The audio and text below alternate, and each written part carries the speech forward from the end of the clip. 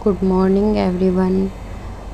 और सुबह उठने के बाद मैं अब एक्सरसाइज करूँगी, क्योंकि आजकल मेरे दिन की शुरुआत एक्सरसाइज के साथ होती है। मेरा वेट बहुत ज़्यादा बढ़ गया है, इसलिए मैं 15 से 20 मिनट रोज़ एक्सरसाइज करती हूँ। क्योंकि ज़्यादा टाइम तो मैं एक्सरसाइज को नहीं दे सकती, क्योंकि मुझे पढ़ना भी है। तो इसलिए 15 से 20 मिनट मैं रोज़ दूँगी, जिससे शरीर भी सही रहेगा।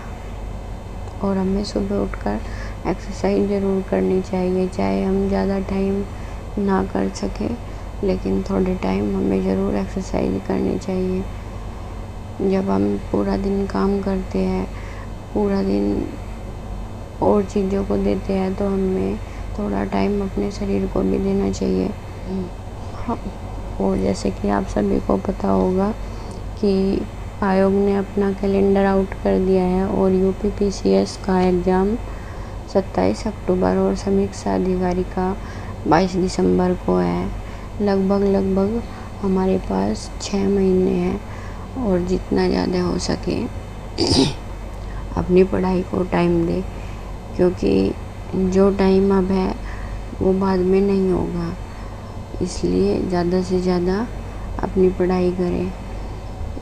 मैंने तो बस यही सोच रखा है कि अपनी पढ़ाई को अब और ज़्यादा से ज़्यादा टाइम दूँगी।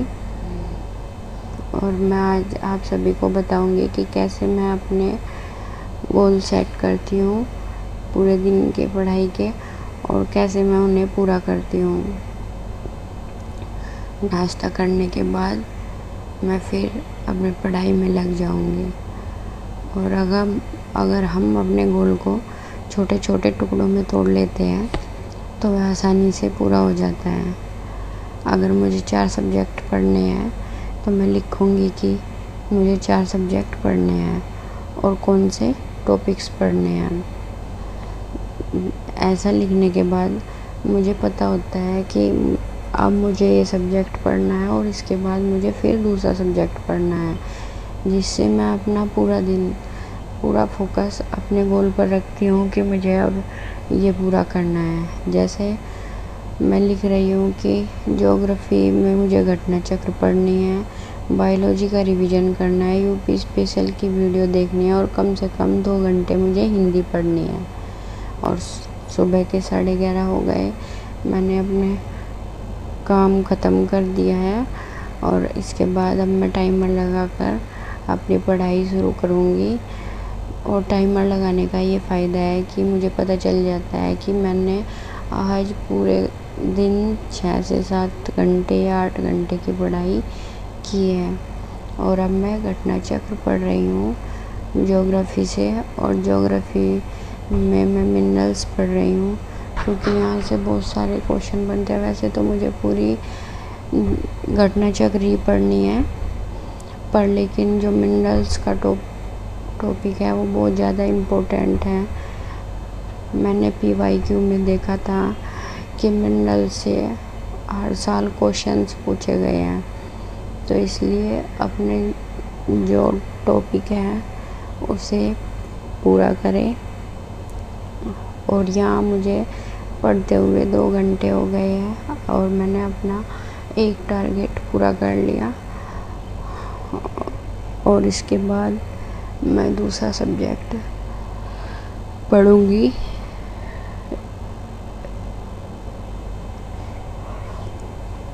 और 1:49 हो गए।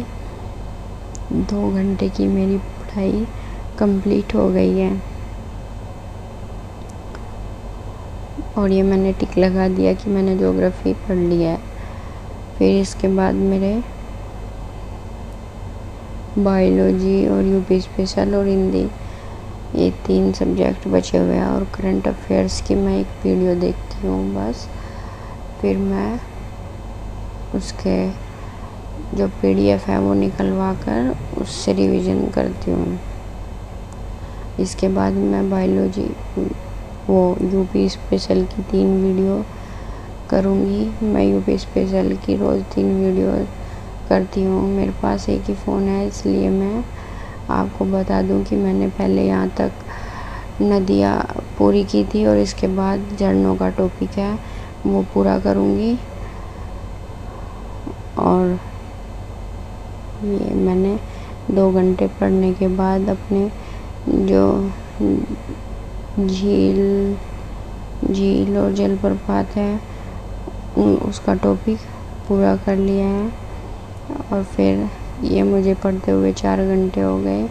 मैंने जो 3 वीडियो है वो 2 घंटे में कंप्लीट की है और 4:11 हो गए। अब मैं थोड़ा सा आराम नहीं काम करूँगी जिससे मुझे बोरियत महसूस ना हो।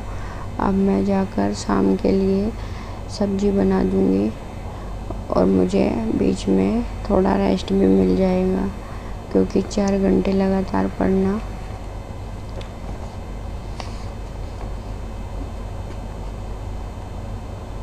और इसके बाद अब मैं ज्योग्राफी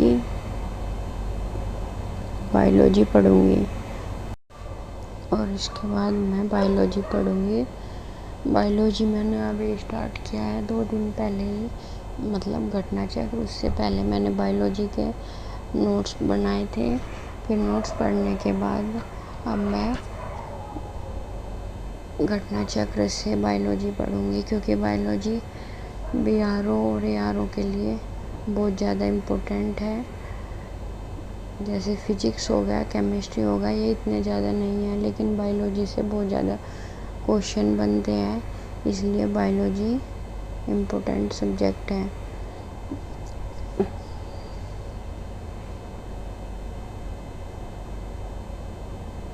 और अब मैंने ज्योग्राफी बायोलॉजी यहाँ तक पढ़ ली है।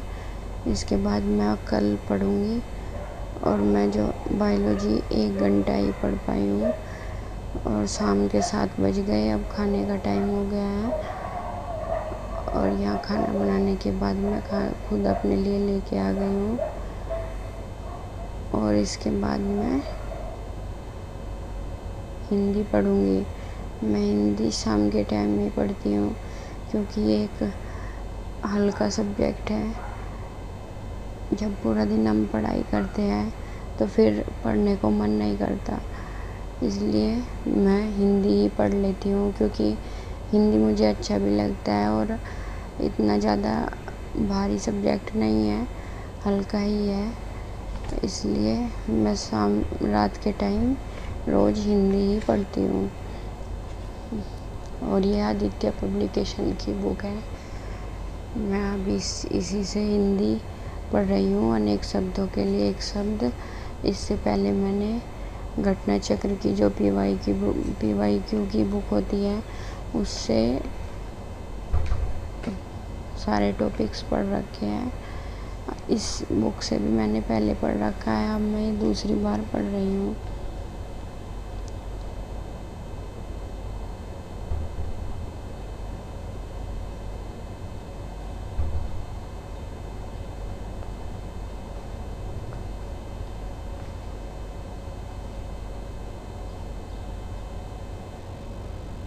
और मैंने यहाँ तक पढ़ लिया। इसके बाद कल यहाँ से स्टार्ट करूँगी।